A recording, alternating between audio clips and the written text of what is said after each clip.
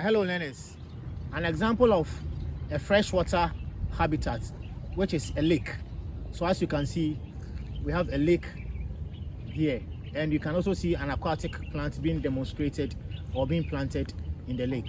So this is an example of a freshwater habitat that has no salt. As you can see, a lake, an example of aquatic habitat and the freshwater.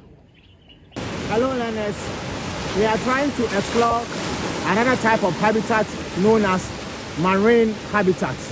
So under the aquatic habitat, marine habitat is one example of a habitat that has dissolved salt, meaning the water contains salt.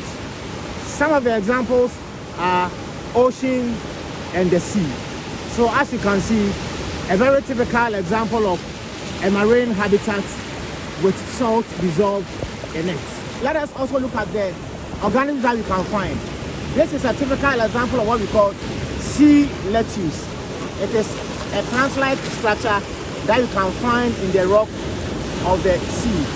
A typical example of aquatic plant, which is known as sea lettuce. Now, other animals that you can also find them are the salmon, the redfish, the shark, the tuna, the crabs, and so many examples that we can find. So a very typical example of marine habitat under the aquatic habitat, which is habitat that has salt dissolved in it. You can subscribe to my channel, like and share, and press the notification bar so that any time that I do an upload, you will be the first to be notified. We are exploring arboreal habitat. So arboreal habitat is habitat on trees or above the ground. Now as you can see the birds with their nest hanging on the tree. That is what they spend their life. So they spend their life most on top of the tree where their nests are being hanged. So they lay their eggs, they hatch their eggs, and they spend almost of their life activities over there.